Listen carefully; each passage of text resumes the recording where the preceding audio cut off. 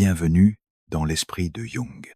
On parle beaucoup de l'éveil spirituel, mais peu de gens sont prêts à affronter ce qu'il exige réellement.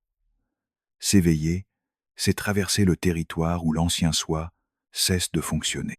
C'est ce moment où les questions se multiplient, où le sens échappe, et pourtant quelque chose en vous insiste pour continuer, parce qu'il y a cette intuition étrange qu'il existe autre chose, et que ce quelque chose se trouve dans un lieu que vous n'avez pas encore appris à habiter.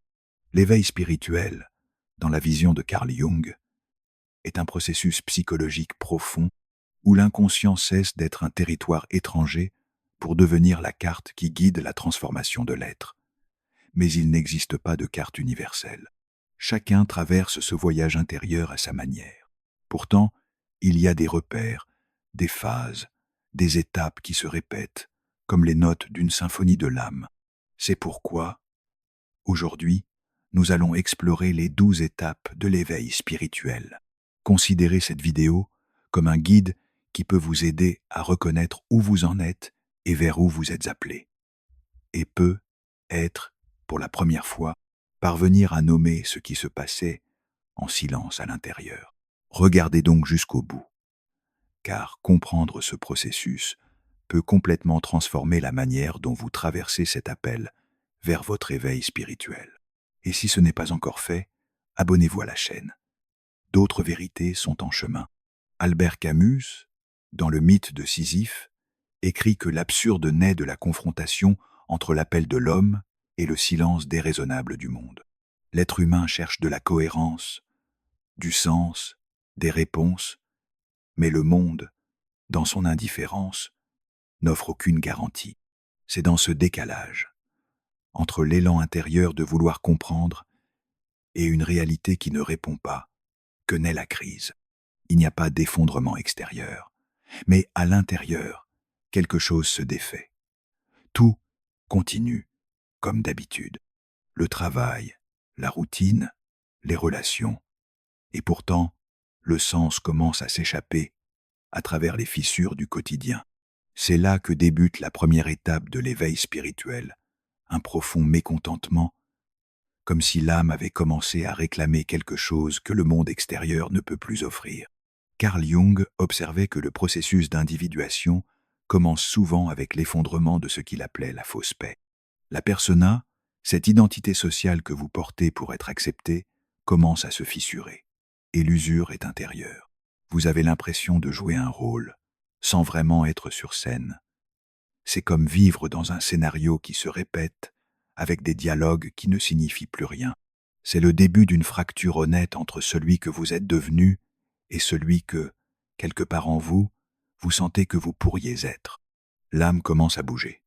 Et ce mouvement est subtil, mais radical. Il n'apporte pas de réponse. Il retire simplement le sol sous ce que vous croyez être vrai. Camus propose qu'en face de l'absurde, une seule véritable option s'offre à nous, regarder la vie avec lucidité sans s'abandonner aux illusions. Jung ajouterait: cette lucidité est le portail de la transformation, car ce n'est que lorsque le masque commence à se fendre que la vérité peut entrer. L'appel de l'âme est inévitable, et l'ignorer a un prix. Il va ronger tout ce qui est faux, jusqu'à ce que quelque chose de plus réel puisse émerger. Après le mécontentement, cet appel intérieur de l'âme, vient l'élan presque irrésistible de chercher des réponses. Vous sentez que vous devez comprendre ce qui se passe en vous, et cette urgence devient action. Vous vous mettez à chercher. Livres, vidéos, traditions spirituelles, philosophie, pratique, tout ce qui peut, même de loin, toucher ce nouveau territoire qui commence à s'ouvrir. Il y a de la beauté dans ce commencement. Chaque lecture peut provoquer un éclair de clarté. Une phrase, juste au bon moment, peut tout changer. Une méditation révèle une paix inattendue. Un symbole revient sans cesse dans différents contextes. Il est très fréquent, à ce stade, d'entrer en résonance avec l'inconscient collectif et de commencer à attirer des contenus qui décrivent exactement ce que vous vivez. Les coïncidences se multiplient. L'âme commence à reconnaître qu'elle n'est pas seule. D'autres ont déjà suivi ce chemin et ont laissé des traces. Cette phase est active curieuse, presque avide. Vous expérimentez, vous testez. Beaucoup s'approchent de pratiques anciennes ou modernes, comme la méditation, l'ayahuasca, le reiki, l'astrologie, l'étude des archétypes. Tout peut contenir un fragment de ce que vous cherchez. Mais c'est ici que se cache l'un des premiers grands défis du processus, le risque de surcharge spirituelle. L'ego, face au chaos intérieur, peut transformer la quête en accumulation. Plus on consomme, plus on repousse le vrai plongeon. L'esprit s'enivre de contenu, mais le corps, l'âme, le cœur restent intacts. C'est pourquoi la solution n'est pas de cesser de chercher, mais d'équilibrer, d'apprendre à reconnaître ce qui résonne vraiment, ce qui apporte de la présence, ce qui touche l'essentiel, et ce qui n'est qu'une distraction déguisée en profondeur. Jung voyait ce moment comme une étape de l'individuation, la confrontation avec de multiples systèmes, tous valables, tous limités. L'âme apprend à extraire l'essentiel, à organiser ce qui auparavant n'était qu'une avalanche. Cet équilibre crée de l'espace. L'esprit reste curieux. Mais maintenant, il y a du silence entre les stimuli, un silence fertile. C'est dans ce silence que surgissent les premiers éclats du soi. Après avoir tant cherché à l'extérieur, quelque chose se produit et ne vient pas de là où l'on s'y attendait. Un rêve différent, un frisson sans raison, une intuition juste que la pensée rationnelle ne peut expliquer. Ce n'est pas un grand événement, c'est un instant qui traverse. Et vous sentez, il y a quelque chose ici. La troisième étape de l'éveil spirituel est l'illumination, qui marque le début du contact avec le soi, non pas comme concept, mais comme expérience vivante. L'âme, autrefois agitée et en quête, commence à émettre des signes, et vous les remarquez, non parce que vous les attendiez, mais parce que quelque chose en vous les reconnaît. Ces signes ne criaient pas, ils ne demandent pas d'attention, ils surgissent simplement. Un symbole récurrent, une phrase qui arrive au moment parfait, un silence qui apaise de l'intérieur. Tout cela porte un type particulier de certitude. Cela ne vient pas de l'ego, cela vient d'un autre lieu. Carl Jung voyait le soi comme le centre organisateur de la psyché, le noyau qui contient le dessin de ce que vous êtes venu incarner. Et il ne se montre pas sous les projecteurs. Il se dévoile lentement, à travers les rêves symboliques, les élans créatifs, les décisions que vous prenez sans savoir pourquoi, mais qui s'avèrent être exactement justes. Vous êtes encore confus, vous avez encore des doutes, mais vous n'êtes plus perdu de la même manière, parce que quelque chose a été touché. Et aussi bref que cela ait été, cet accès a transformé le paysage intérieur. Le doute subsiste, mais il est maintenant accompagné d'un nouveau point de repère intérieur, un centre silencieux de cohérence qui commence à se former. Cette étape ne dure pas éternellement, mais une fois passée, vous ne revenez pas au point de départ. Le soi a laissé des marques. Et désormais, même sans tout comprendre, vous savez, il y a en vous quelque chose qui sait, et cela suffit pour continuer. La quatrième étape de l'éveil spirituel est la résistance, aussi humaine qu'inévitable. L'ego, récemment ébranlé par les fissures de la persona et les éclats du soi, tente de reprendre le contrôle. Il craint de disparaître. Et au fond, il ne comprend pas ce qui se passe. Vous essayez de continuer comme avant, de revenir à ce qui était confortable, de réorganiser l'ancienne routine, de vous reconnecter à de vieux réflexes, de vous accrocher à ce qui semble encore solide, mais ça ne fonctionne plus. Ce qui autrefois faisait sens résonne désormais creux. Ce qui était un refuge devient étouffant. Et pourtant, vous insistez, par peur, par instinct, par besoin de vous protéger. C'est la tension centrale de la résistance. L'inconscient commence à émerger avec plus de force, et l'ego recule, rationalise, déforme, met en doute la validité même de l'expérience. Est-ce réel? Et si ce n'était que de l'imagination? Et si j'avais tout exagéré? Le doute devient un bouclier, le scepticisme, une armure. Jung écrivait que la psyché crée de la résistance pour se protéger. Il y a des parts de nous qui ne sont pas prêtes pour la nouveauté, et d'autres qui savent que le nouveau implique de dire adieu à ce que nous connaissions déjà. C'est un conflit silencieux dans l'esprit. Une partie veut avancer, l'autre retient. Une veut plonger, l'autre craint de se noyer. À ce stade, les signes intérieurs se brouillent, les rêves semblent confus, les intuitions s'affaiblissent. La connexion qui paraissait si claire vacille. L'âme murmure, mais l'ego crie. Et au cœur de ce tumulte, la fatigue s'installe. Une lassitude subtile d'essayer d'être deux choses à la fois, celui que vous étiez et celui que vous devenez. Résister est naturel, reculer est attendu. Mais il arrive un moment où cette résistance fait plus de mal que de bien. Et alors, un choix s'impose, non sous forme de décision rationnelle, mais comme un abandon silencieux. Lorsque l'ego comprend qu'il ne peut plus soutenir seul l'illusion du contrôle, quelque chose en vous cède. Ce n'est pas une défaite, c'est le début de l'abandon. Et ce qu'il faut retenir ici, c'est que cela fait partie de l'éveil. La résistance n'est pas un échec, c'est une étape de la transition. L'ancien soi se défend car il est sur le point d'être laissé derrière. Et cela, aussi libérateur que cela puisse sembler en théorie, fait mal, désoriente, épuise. C'est pourquoi cette phase exige de la patience envers soi-même. Inutile de forcer l'avancée, ni de se punir pour les reculs. Ce qui aide ici, ce n'est pas plus de contenu, ni une nouvelle pratique, c'est l'honnêteté. Reconnaître qu'il y a encore de la peur, que l'esprit tente de protéger ce qu'il connaît, que lâcher prise fait mal, et que c'est normal. L'éveil spirituel ne suit pas une ligne droite, il se déploie comme un mouvement organique. Il avance, il recule, il se mélange. Et à cette étape, l'ego essaie encore de contrôler le processus. Mais le simple fait d'observer cette tentative fait déjà partie de l'éveil. Lorsque vous comprenez que la résistance n'a pas besoin d'être vaincue, mais accueillie, elle commence à se dissoudre. Car ce qu'elle craint le plus à être vu est justement ce qui doit arriver. La 5e étape de l'éveil spirituel est l'abîme, une rencontre avec l'ombre, et elle ne demande pas la permission.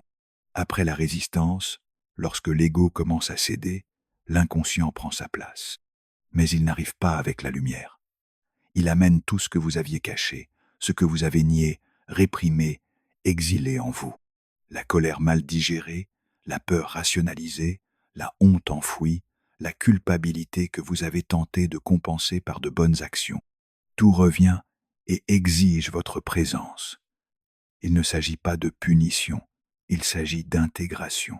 L'ombre, selon Jung, est constituée de tout ce que l'ego refuse de reconnaître comme faisant partie de lui. Mais elle ne disparaît pas. Elle se cache simplement.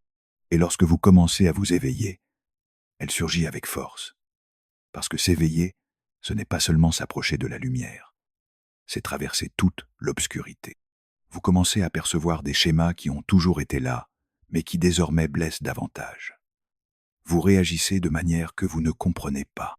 Vous vous surprenez à dire ou faire des choses qui ne correspondent pas à l'image que vous avez de vous-même.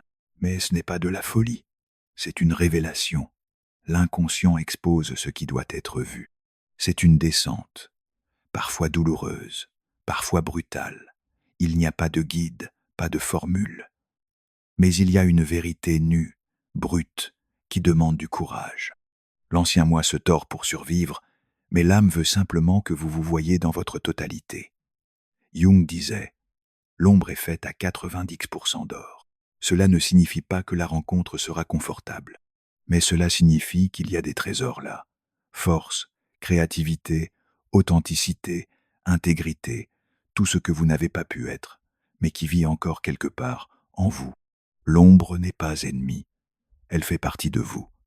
Et le véritable éveil spirituel passe nécessairement par cet abîme, car aucune intégration n'est possible sans traverser ce qui a été rejeté.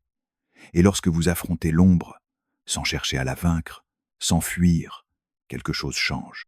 Il y a de la douleur, oui, mais aussi une étrange sensation de solidité, comme si, pour la première fois, vous marchiez sur un sol réel.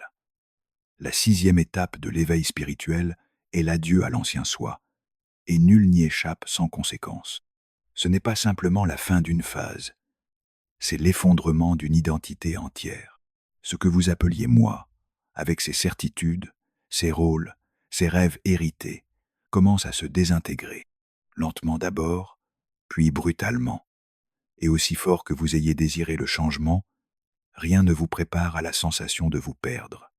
Le monde peut sembler inchangé, mais à l'intérieur, tout se tait. L'ancienne motivation disparaît. Les désirs deviennent vides. Le langage habituel ne suffit plus. Vous tentez de vous décrire et ne trouvez pas de mots, car ce qui était centre est désormais ruine. Il n'y a pas encore de nouveau nom, juste un silence dense, plus lourd que le corps ne peut porter. C'est à ce moment-là que beaucoup se perdent. Ils confondent ce vide avec un échec, avec une dépression, avec une erreur. Mais Jung le savait. Cette chambre noire de l'âme est nécessaire. Le processus d'individuation exige la mort de l'ego pour que le soi puisse naître comme véritable centre psychique. Il ne s'agit pas d'effacer la personnalité, mais de désactiver son règne tyrannique, de permettre à quelque chose de plus profond de remonter à la surface. Vous vous sentez isolé, et vous l'êtes. Personne ne peut traverser cette étape à votre place. Aucun conseil ne convient.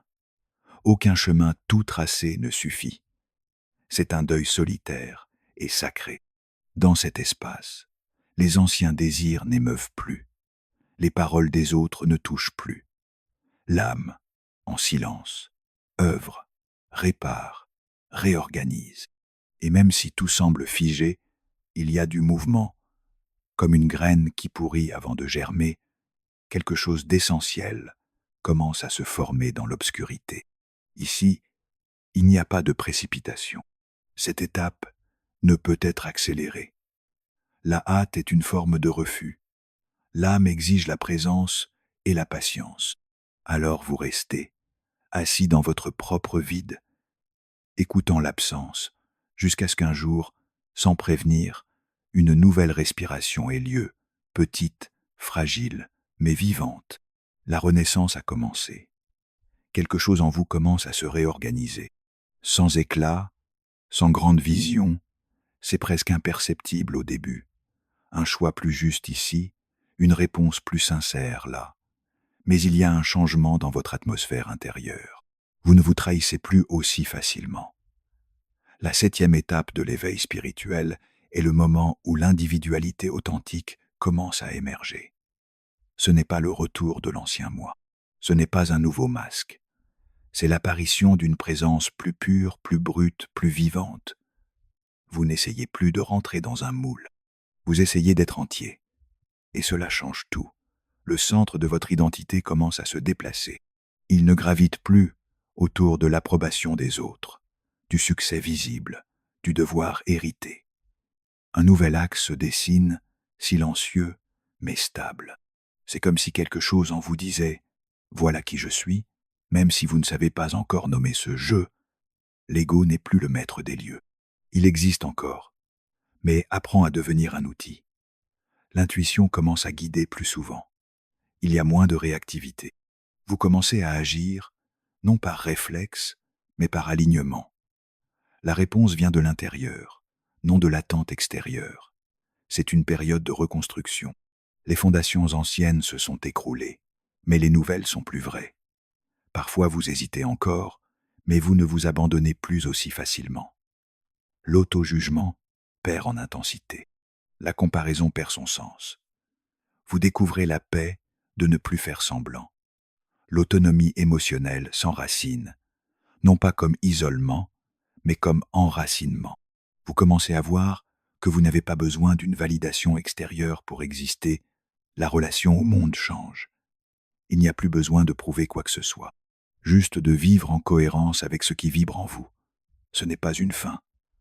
La nouvelle identité est encore en gestation, mais elle respire, elle avance, elle choisit.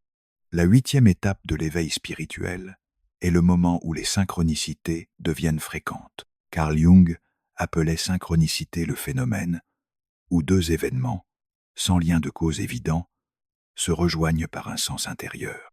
C'est comme si l'univers répondait à l'âme, non par des mots, mais par des miroirs. Vous ne cherchez plus les signes de façon obsessionnelle. Ils apparaissent simplement, fluides, inattendus, naturels. Et le plus fascinant, ils ont du sens pour vous, même s'ils n'en ont pour personne d'autre. C'est un langage intime, un code personnel qui ne se révèle que lorsque vous êtes présent. Ces rencontres ne prouvent rien. Elles ne servent pas de garantie. Elles ne résolvent pas la vie. Mais elles touchent en quelque chose de profond, comme si elles confirmaient que le chemin intérieur et le chemin extérieur, à un moment donné, se sont rejoints. Il y a une expansion de la perception. Le regard change. L'attention devient plus fine. Vous commencez à écouter la réalité comme on écoute de la musique, en reconnaissant harmonie, dissonance, motif en mouvement.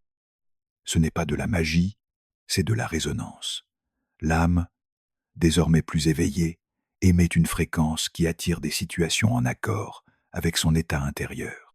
Ces moments ne peuvent pas être provoqués. Si vous tentez de les capturer, ils s'évanouissent. Mais lorsque vous vivez en cohérence avec ce que vous ressentez, ils apparaissent naturellement. Et plus important, ce ne sont pas des spectacles. Ce sont des rappels que vous êtes alignés. Jung savait que la réalité extérieure n'est pas indépendante de la psyché. Elle répond, reflète, résonne. La synchronicité est, en ce sens, l'âme qui respire à travers le monde, un symbole vivant de la connexion entre le visible et l'invisible. Et quand vous commencez à faire confiance à ces signes, quelque chose en vous se détend. Non parce que vous avez tout compris, mais parce que vous sentez qu'un fil vous guide, même quand la trame semble confuse. Et vous avancez avec une nouvelle forme de certitude. La 9e étape de l'éveil spirituel est le moment où l'expression authentique devient incontournable. Après avoir plongé dans l'ombre, être mort symboliquement, reconstruit un nouveau centre et perçu l'harmonie entre l'intérieur et l'extérieur, vous commencez maintenant à agir à partir de cette vérité. Les mots changent, le ton change, l'attitude change. Il ne s'agit pas d'être agressif ou impulsif, il s'agit d'être honnête, aligné. Vous commencez à dire ce que vous pensez vraiment, même si cela dérange. Vous commencez à choisir en fonction de ce que vous ressentez, même si cela bouscule. Vous commencez à vivre sans demander la permission, même si cela fait peur, et cela a des conséquences. Certains liens se distendent, d'autres se rompent. Il y a des gens qui ne reconnaissent plus votre nouvelle fréquence. Il y a des espaces où votre présence non filtrée n'a plus sa place. Et aussi douloureux que cela puisse paraître, vous réalisez, ces désalignements sont eux aussi des formes de guérison. Le masque social ne tombe pas d'un coup. Il se dissout lentement dans les gestes du quotidien, dans le refus de mentir pour plaire, dans les silences qui remplacent les justifications, dans les rires spontanés qui ne rentrent dans aucune mise en scène. Ce processus n'exige pas la perfection. Parfois, vous glissez, vous retombez dans les automatismes. Vous êtes tenté de faire semblant. Mais quelque chose en vous ne le tolère plus longtemps. Il y a un malaise lorsque vous vous trahissez, un bruit intérieur qui n'existait pas avant. L'âme réclame la cohérence. Et c'est alors que la vie commence à se réorganiser. Des relations plus vraies apparaissent. Le travail prend un nouveau sens. Les décisions deviennent plus légères. Parce que tout commence à se structurer autour de qui vous êtes et non de ce que vous avez appris à paraître. L'expression authentique ne consiste pas à tout dire.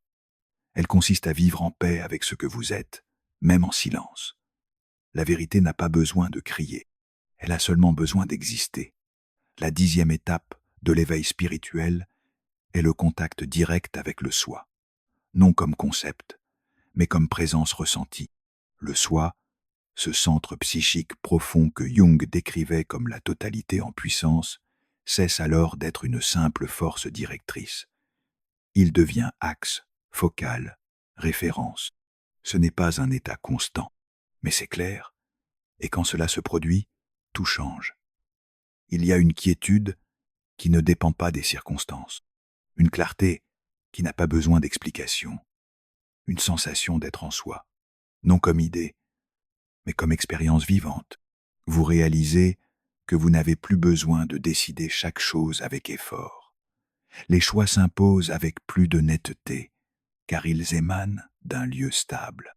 Le soi ne crie pas, n'impose rien, ne force rien. Il oriente avec douceur ferme, comme une boussole silencieuse, pointant toujours vers le même nord, même quand tout autour change. Dans cet état, la vie extérieure peut rester chaotique, mais en vous, quelque chose s'est posé. Le jugement perd de sa force, la comparaison s'efface, l'obsession du contrôle se dissout. Il n'y a plus de guerre intérieure, il y a écoute, et avec elle naît la confiance. Jung savait que la rencontre avec le soi est le cœur de l'individuation. Non pas une fin, mais une profonde réorganisation de la psyché. Quand l'ego cesse d'être le centre, la souffrance change de nature. Elle ne disparaît pas, mais elle ne domine plus, elle ne vous emporte plus, elle n'aveugle plus. Vous commencez à vivre avec plus de légèreté. Non parce que la vie est devenue facile, mais parce que vous n'êtes plus identifié au personnage. Vous ressentez encore la peur, le doute, la douleur, mais vous les ressentez avec de l'espace, sans vous y perdre. Le soi ne vous rend pas meilleur, il vous rend plus entier. L'étape suivante de l'éveil spirituel est la reconnaissance que vous co-créez la réalité à partir de votre état d'intérieur. La vie commence à prendre la forme de ce que vous soutenez psychiquement. Ce qui auparavant semblait aléatoire révèle maintenant une cohérence. Non avec ce que vous désirez, mais avec ce que vous êtes. Jung affirmait que la réalité extérieure est, en grande partie, une projection du monde intérieur. Cela ne veut pas dire que vous inventez tout, mais cela signifie que votre manière de percevoir, d'interpréter et de vous relier aux événements détermine ce qu'ils deviennent pour vous. Une perte peut être une fin ou une porte. Une crise peut être une menace ou une libération. Le regard change tout. À ce stade, vous cessez de blâmer le monde pour vos états intérieurs et vous commencez à percevoir où se trouve votre part dans tout ce que vous vivez.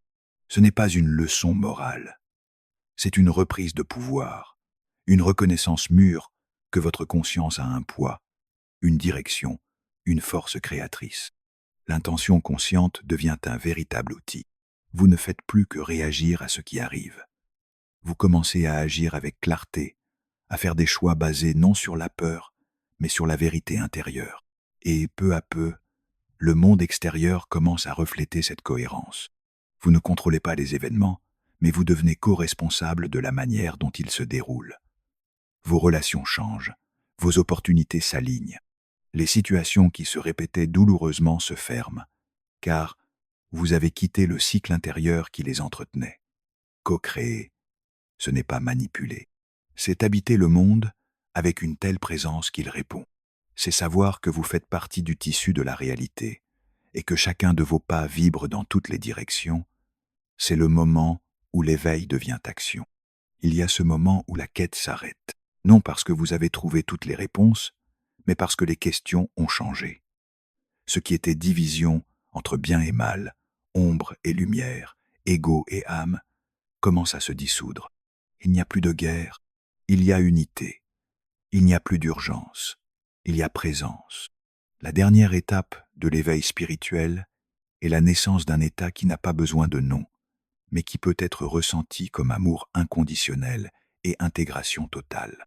Pas l'amour romantique, pas l'amour qui attend un retour, mais l'amour comme fréquence vivante, comme condition essentielle de l'être. Vous vous regardez et vous ne voyez plus un ennemi intérieur. Ce qui avant provoquait, la honte est maintenant accueillie. L'ombre n'a plus besoin de se cacher. L'ego n'a plus besoin de gagner. Tout a sa place. Tout trouve sa juste mesure. Cette acceptation s'étend aux autres. Les gens autour de vous ne sont plus des pièces à faire entrer dans vos attentes. Ils sont ce qu'ils sont, et vous apprenez à les voir sans le filtre du manque ou de la comparaison. Le jugement perd son sens. Le pardon cesse d'être un effort. Il devient la conséquence naturelle d'une compréhension profonde. Chacun traverse sa propre nuit noire. Vous ne cherchez plus à être spécial. Vous cherchez à être entier. Et dans cette intégrité, vous comprenez quelque chose d'essentiel. La liberté ne réside pas dans la séparation d'avec le monde, mais dans l'intégration sans perte de soi. La séparation entre intérieur et extérieur commence à s'effacer. Vous devenez canal et non centre. La vie passe à travers vous et vous passez à travers elle. Il n'y a plus besoin de prouver, de résister, de courir, seulement de vivre avec ouverture. Cet amour n'est pas une émotion, c'est un état. Il est le fruit d'une longue traversée, le vide, l'adieu à l'ancien moi, la douleur d'avoir tout regardé en face. Et c'est pour cela qu'il n'est pas fragile. Il est la force la plus silencieuse qui soit. L'intégration n'élimine pas la dualité, elle l'inclut. Lumière et ombre continuent d'exister, mais ne se battent plus. Elles se reconnaissent, et quand cela arrive, l'être se complète. C'est ici que l'éveil spirituel s'ancre comme manière de vivre, non comme exception, mais comme présence continue. Au final, vous comprenez que cela n'a jamais été une question d'atteindre un état supérieur, jamais une fuite de la douleur, une transcendance de l'humain, ou une quête d'illumination dans le sens courant du terme. Il s'agissait de revenir, de descendre, d'habiter, et enfin de reconnaître tout était déjà là, à l'intérieur. L'individuation telle que Jung la décrivait n'est pas un idéal de perfection, mais le mouvement profond de devenir qui l'on est, avec toutes les contradictions, toutes les parties oubliées, tous les fragments rassemblés en un tout fonctionnel, humain, imparfait et donc complet. Vous regardez en arrière et vous comprenez. L'éveil spirituel n'a pas été un moment précis. C'était un processus, un lent effilochage des illusions construites pour survivre et une patiente reconstruction de votre vérité essentielle. Chaque étape a eu sa douleur, sa beauté, sa fonction. L'appel était subtil, la crise, inévitable, l'ombre, brutale, la renaissance, silencieuse, l'authenticité, libératrice, et l'amour, à la fin, n'est pas arrivé comme une conquête, mais comme une conséquence d'avoir traversé sans fuir.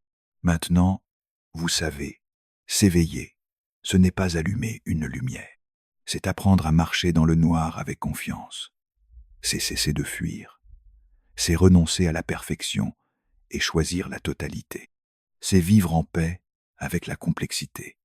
C'est écouter l'âme et accepter qu'elle ne cherche pas la gloire, elle veut la vérité. Jung disait, l'âme ne veut pas être guérie, elle veut être entendue. Et quand vous écoutez, tout change.